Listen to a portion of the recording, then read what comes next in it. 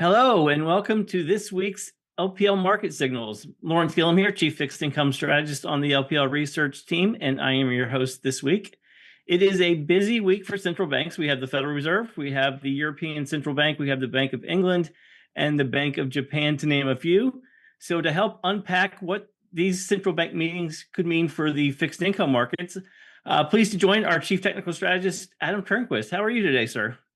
Hey, good afternoon, Lawrence. Great to be here. Get back to my roots in the fixed income space. So happy to talk a little technicals on what's going on in the fixed income space. Yeah, I was gonna bring that up. It's great to have you here. Not only are you a pro at the charts, you have the fixed income background as well. So I'm looking forward to this discussion.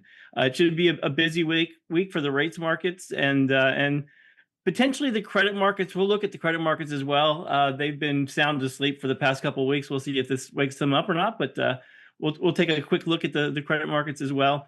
But why don't we get started, Adam, with just maybe giving us a lay of the land, kind of how you're looking at the rates markets.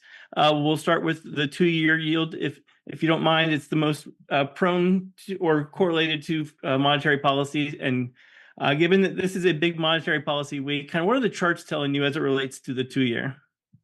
All right, we'll start on the front end because the message there I think is important. This is probably the chart I'm looking at most right now from a technical perspective because there's been a lot of developments over the last couple months. 2-year yield technically reversing this downtrend, and it was really just range bound as the market was, we'll call it, complacent on the Fed cutting rates for most of this year and then coming into this year. So call it low 340s to the upper end of that range, 363. Well, we broke out of that range before really the war started to unfold, before some of the summary of economic projections in March. And we've got back above the 200-day moving average. We actually cleared the Fed funds upper end at 375. So we're, I think, today trading around 380, we'll call it. I didn't get the latest update, but somewhere around that level. And the message from the fixed income market, I think, is that the idea of the Fed cutting rates this year is not a foregone conclusion. There's a lot of uncertainty. Of course, you can attribute that to what's happened in oil with, of course, yields following oil higher. But I think there's a big question mark from the fixed income side. There's not as much, we'll call it, complacency or optimism for Fed cuts, I think, on the front end of the curve. So I think that's probably the chart, if you're going to put one in there, that keeps me up at night outside of my 2-year-old and 4-year-old boys. I'd say the 2-year yield right now is a little more concerning when you think about a catalyst being for equity markets, that is, of the Fed cutting rates. Now, that can change if oil moves lower, we get some type of ink dried on a ceasefire agreement, the Strait of Hormuz reopens. We'd like to see 2-year yields get back into that range, called below 363. I think that would be a constructive sign for equity markets as well.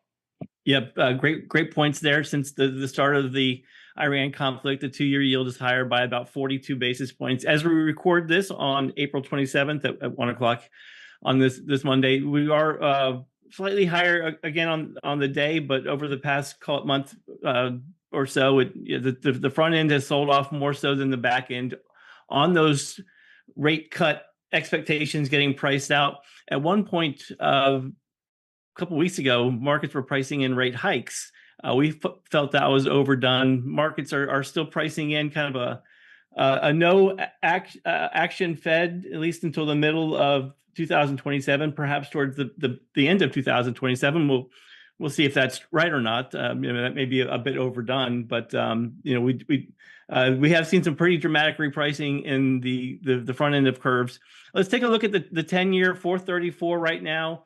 It's higher since the start of the war, but not as much as the 2-year, as we just talked about. It's back into you could call it a range now as well. But what are the charts showing you with the 10-year? So we'll call it uncomfortably high when I look at the 10-year chart right now.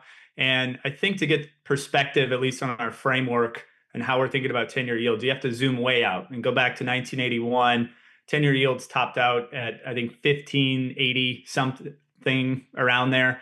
And that was the start of what we call a secular downtrend in rates. Inflation was running hot. We had oil moving higher. Volcker came in and broke the back of inflation, raised interest rates to 20%. That was the peak in 10-year yields. And since then, yields have enjoyed this downtrend, lower lows, lower highs, all the way until 2022. And that's when that trend started to change. Of course, we know what happened. The Fed raised interest rates aggressively in March 2022, and we reversed that downtrend. Now, technically, the longer a downtrend is in place, the more meaningful it is. And certainly when you break out above that downtrend, that's a pretty significant technical development. It doesn't mean that you immediately move into a sharp uptrend, but it raises the probability there's some upside risk in the market. And I think at minimum, at least technically here, I'd make the call, it really marked the end of zero interest rate policy in the future. Maybe even if we see a crisis, I don't know if the Fed will take rates down to zero again.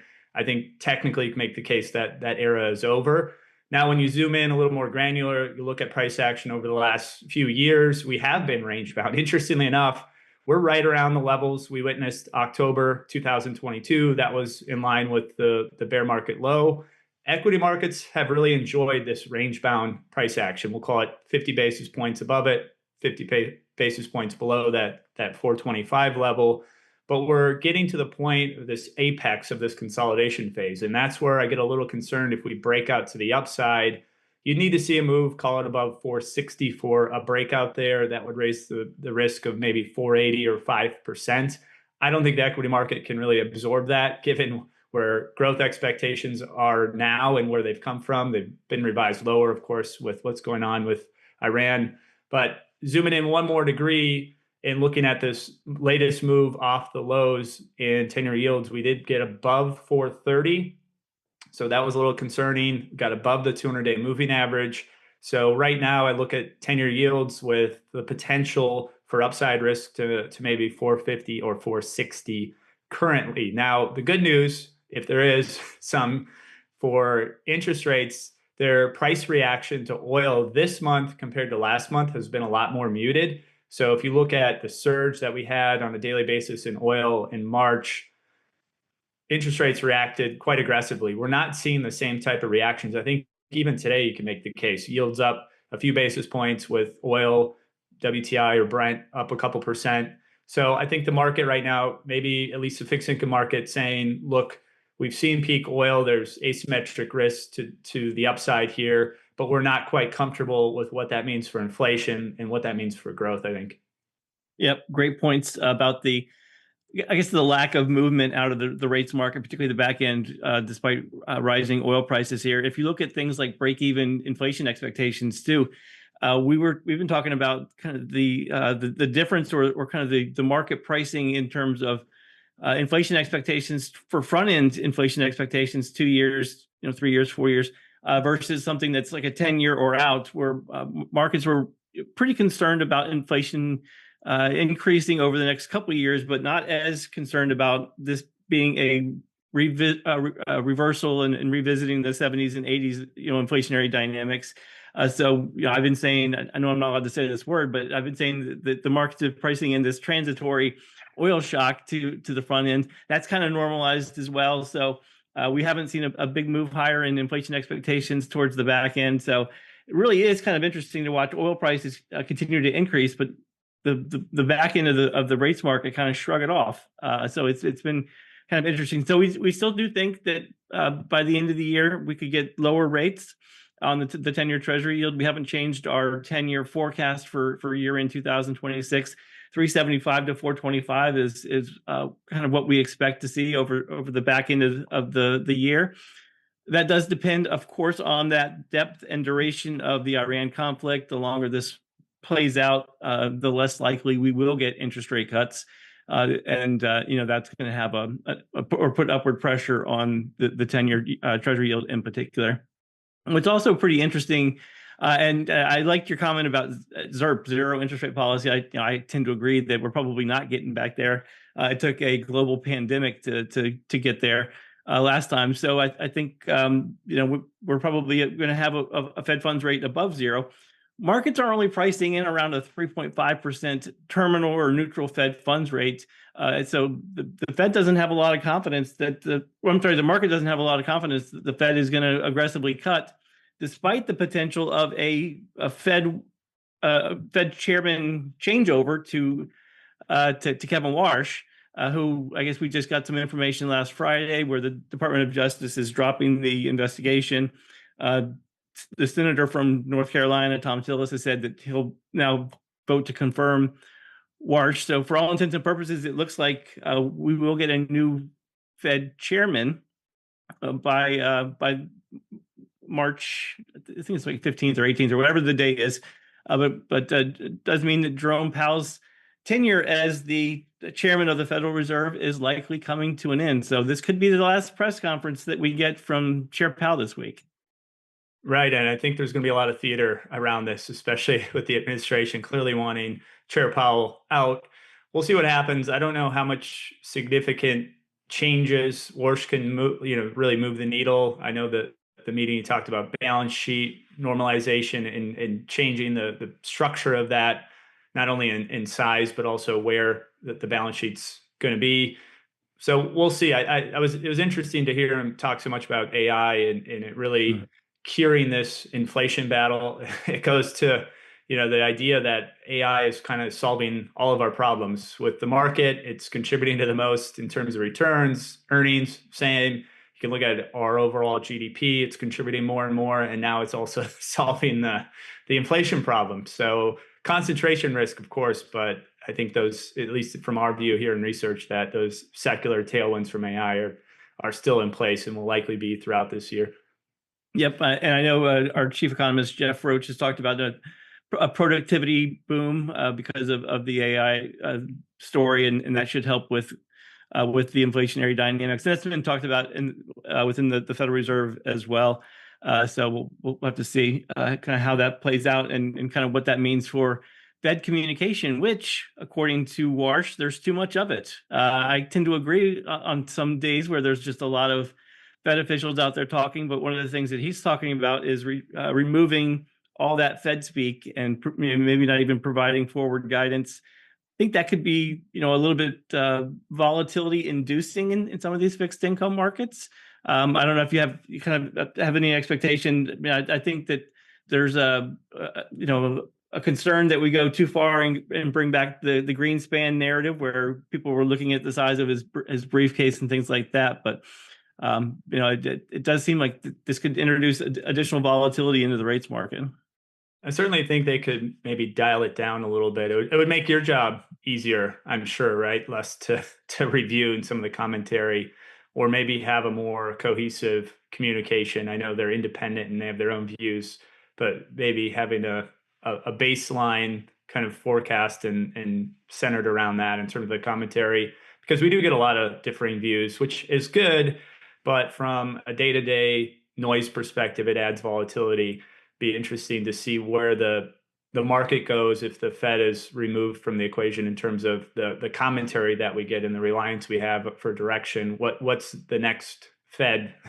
Hopefully it's not the briefcase size, but it's certainly going to put more onus on economic data, which tends to be backward looking. So I don't know if it's necessarily a great thing. Yeah, we've talked about this internally that, I think there's a lot of proposals that are put forth. And we have that great philosopher, Mike Tyson, that likes to say that everyone has a plan until they get punched in the mouth.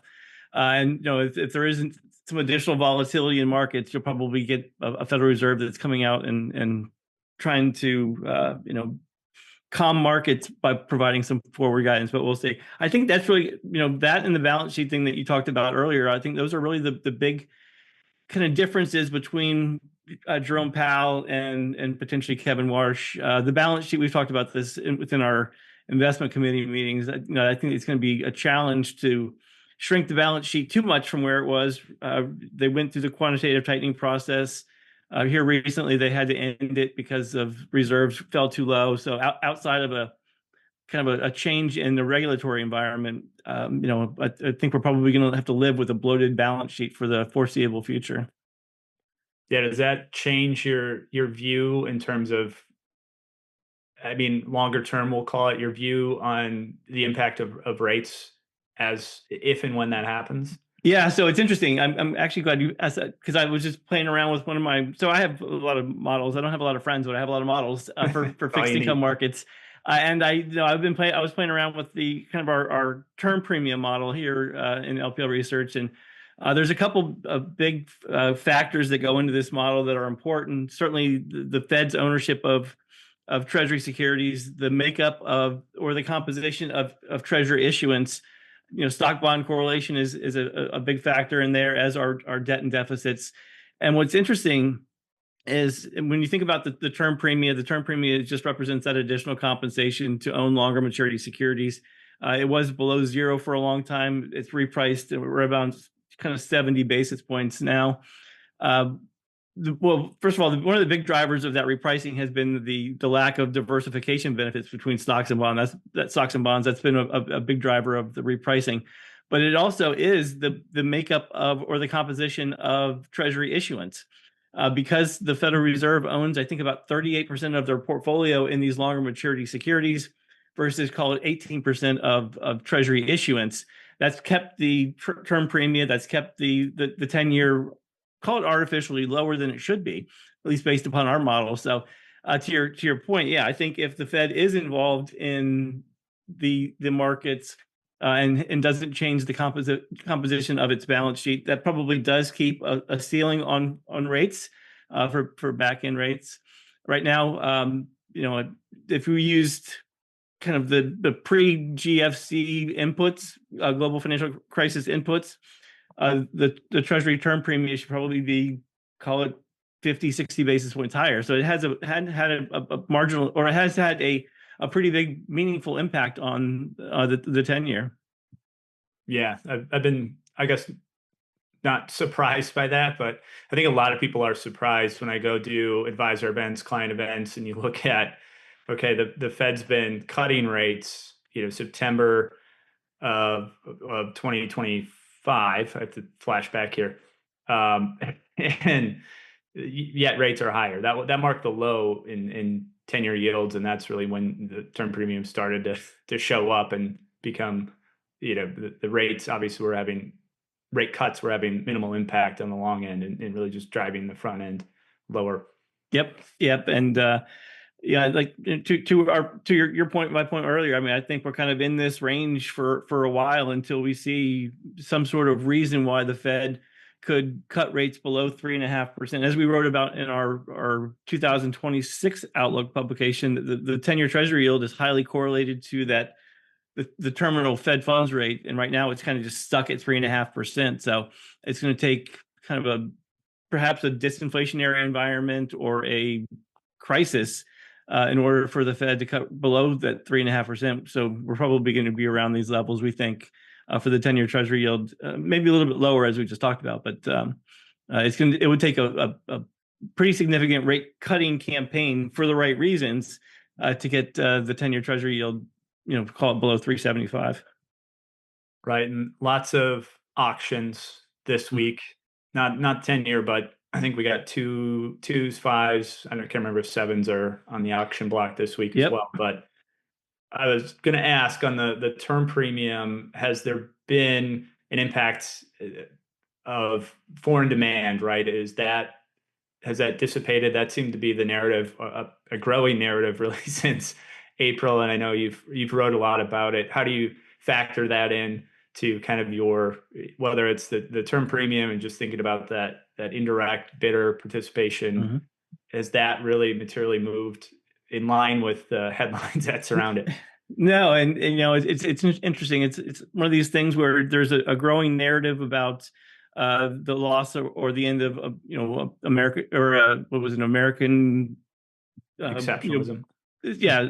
So I think there's this narrative going on that foreign investors just aren't participating in our markets anymore, and that's just not true. We got some what's called TIC data, this Treasury International Capital data, a couple of weeks ago, and it continues to show that there's a lot of interest in Treasury securities and corporate securities and equities from foreign investors. One of the concerns that we had coming into the year, and frankly last year as well, was that higher home rates, because remember the sell-off in the fixed income market since 2022 has been global.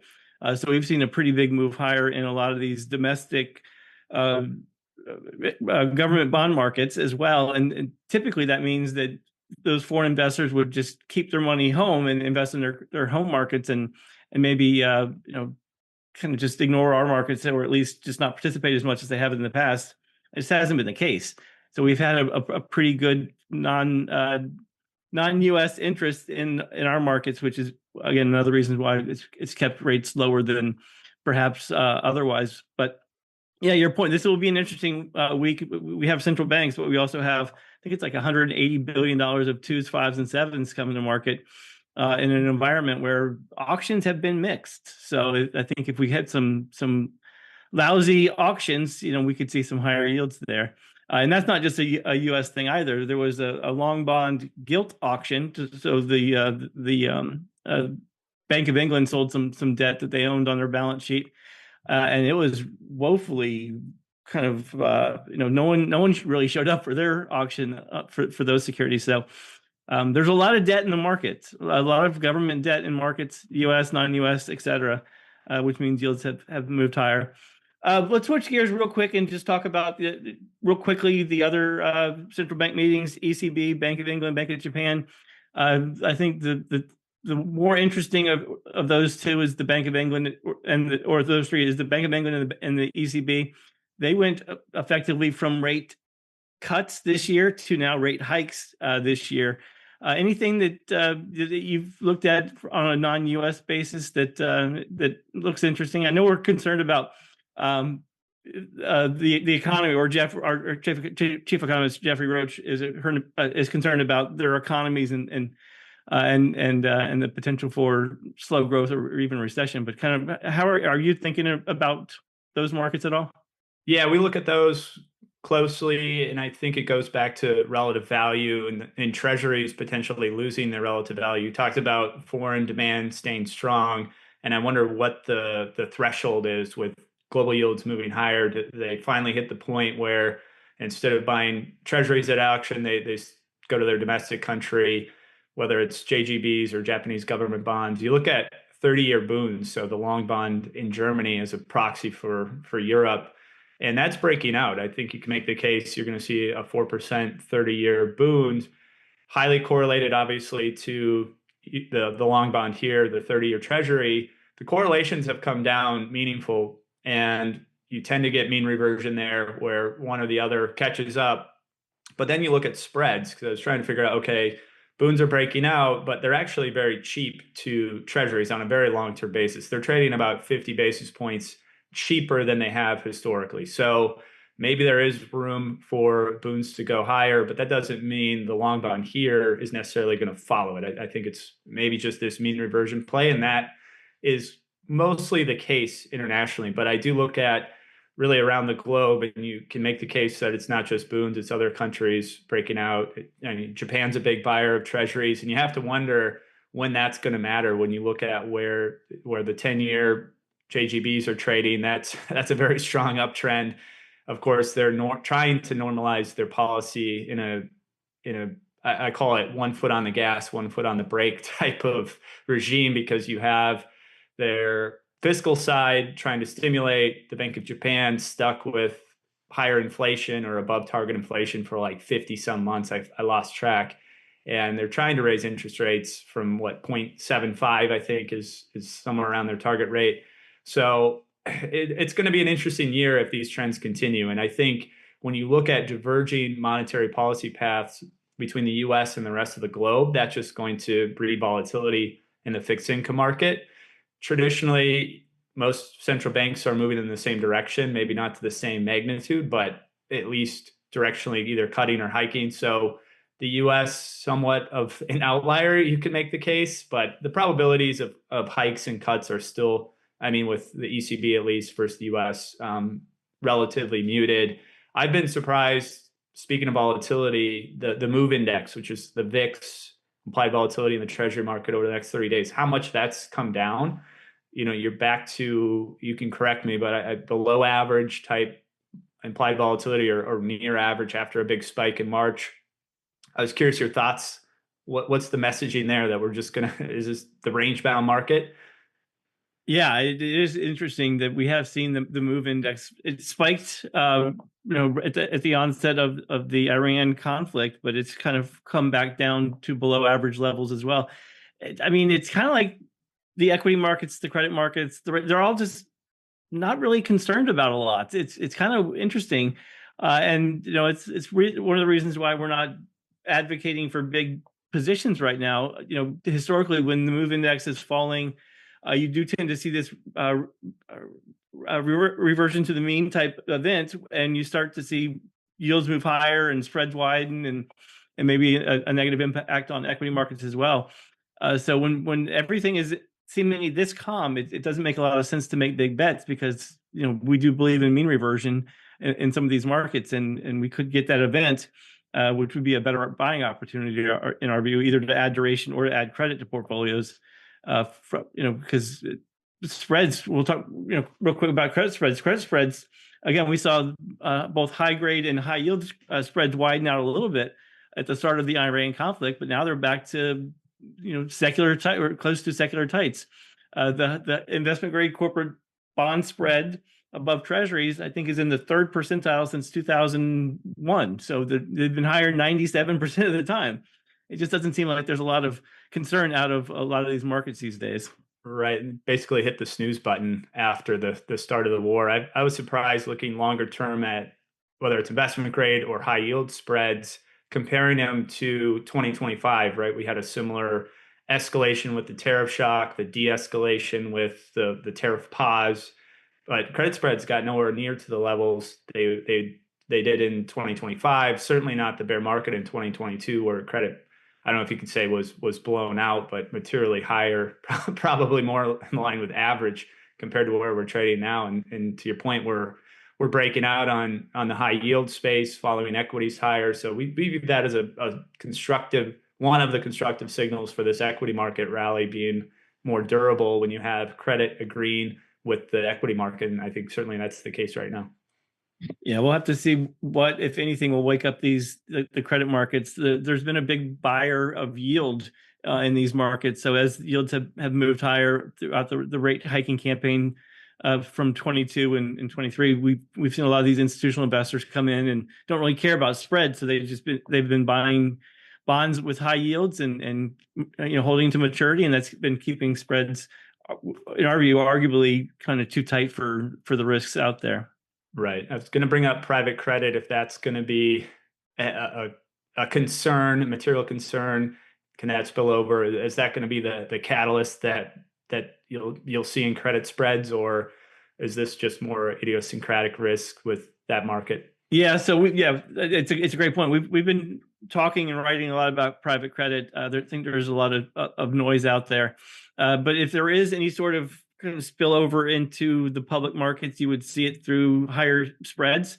I think a lot of these managers, they own not only private credit, but they own bank loans and high yield debt as well. And bank loans and high yield debt are the more liquid of those three categories. So I think if you do see a situation where managers they need to sell something that they can sell, it'll be the more liquid parts of their book, and that could push spreads wider. But again, we haven't seen that yet. So that's an area that we continue to look for. Private credit, obviously, most of the concerns are around the AI software issues.